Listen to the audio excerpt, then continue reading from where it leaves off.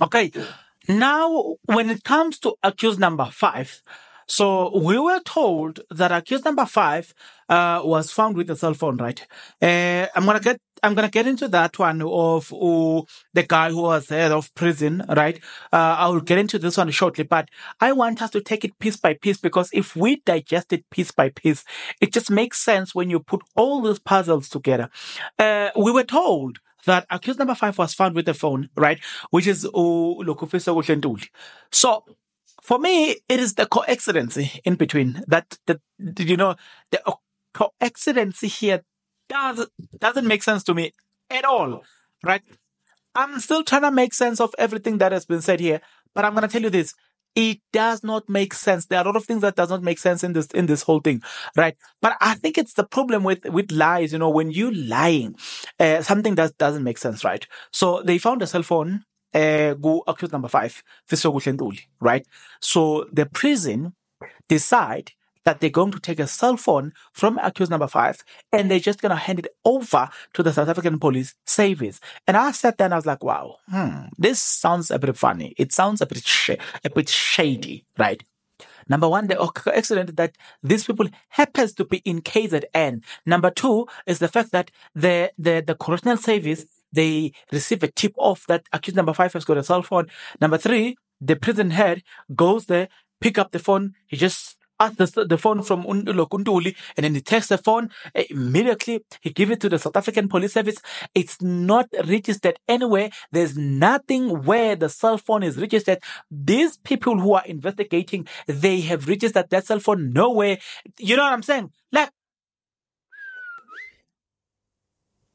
there are a lot of inconsistencies in this whole thing. There are a lot of things that doesn't make sense, right? That is exactly what I'm about to discuss with you, provided that you are interested. If you are, then please stick around. As you stick around, I put it to you that you do the following. If you are not yet subscribed, what are you waiting for? Come on, good people, because to subscribe it is free, to like the video it is free, to comment in the comment section below it is free of charge, to click the notification bell it is free of charge, to share this video it is free of charge, to watch this video until the end it is free of charge. Also, good people, come on, to watch the ads it's free of charge, and that's how you financially contribute to this YouTube channel. Speaking about financially contributing to the channel, you can become a member of this YouTube channel from as little as 20 Rand a month. You can also use the Super Thanks button. In case you don't want to do that, guys, there is a way where you can use my media company banking details to donate to the channel, and you know what I'm saying? Will bring you more, and also guys want to buy more equipment. So the power is in your hands. Please do the honorable thing as we proceed. Okay, so now Advocate Mshololo then, who represent accused number 5, who look to which the phone was found on, right? Ask this question: Did you sign for this cell phone? Right? Asking Mukhwane takes the cell phone from the prison head, right? He takes the cell phone, but here's the funny part: did you sign anything for this phone? No, right? That is the answer from Mukhwane. Mhlololo, was it kept in a safe when it was handed over to you? Mukhwane says no. Right there, the way and the manner in which the cell phone was handled, it leaves a lot to be desired. It creates a lot of questions for us, right? The manner in which the cell phone, how do you know whether they found the cell phone, but they just decided that they're going to place another cell phone instead of the cell phone that they found, because the cell phone was never in a sealed bag to begin with. It was just me saying to you, this is me saying to you, listen, take this mouse. This mouse is an exhibit, right? I said to you, take this mouse and then let's go and investigate this mouse. This mouse is not in an exhibit bag. The laws of the South African Police Service says an exhibit must be in a sealed exhibit bags. That's the laws of the South African Police Service. Here you are carrying an exhibit. You just handle it anyhow and any way we wish. Something is off about that. But let's proceed. Mshololo, what's the okay? We've already covered that one. Mshololo, what is the serial number of the cell phone? I did not take it. A whole South African police service who is a seasoned investigator, a detective, when asked, did you take the serial number? No. Why? Because I've just told to come and get a cell phone. Listen to this. Listen to the answer here.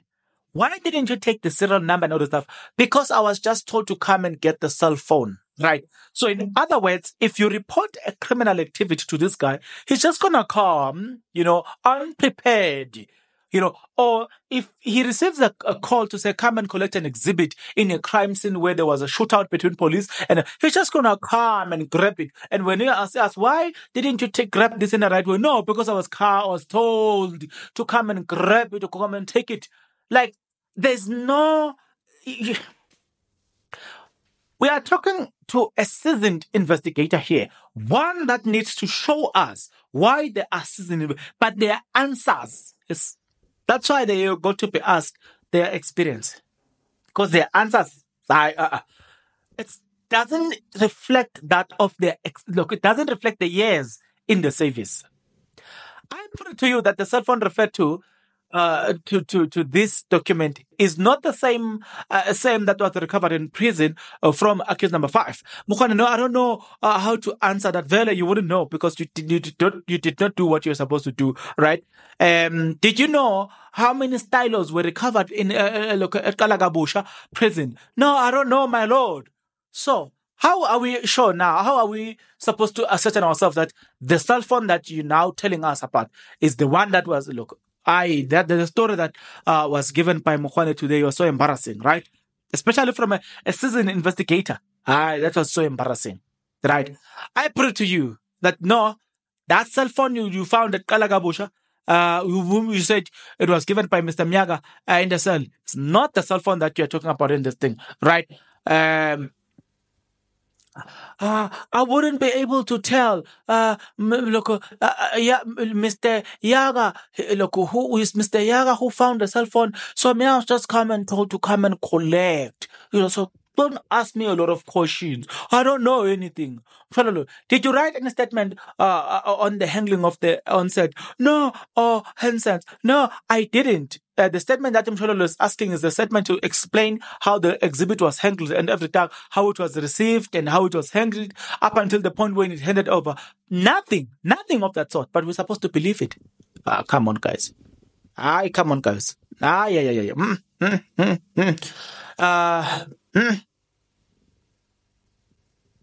Mshololo, is it true that you were not there when the cell phone was found at Kalagabusha? Yes, that's true. Mshololo, you agree that it was also not on a sealed bag?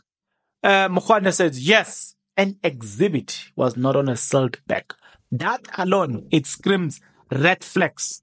And a whole exhibit is not on is not in an exhibit bag. It screams red flags right there. Red flags. But let's continue. Did you receive any download from Colonel Lambasta Stein? No, that is Brigadier Bongani Gininda's responsibility. He's the one that must know about that. Okay. So, from there, I think those were my highlights in the case to say, it is, for me, it is how the cell phone was discovered by the prison official. That's number one. It's questionable. But also, for me, it is also how it was handed over from the prison official to the police. Something screams red flag there.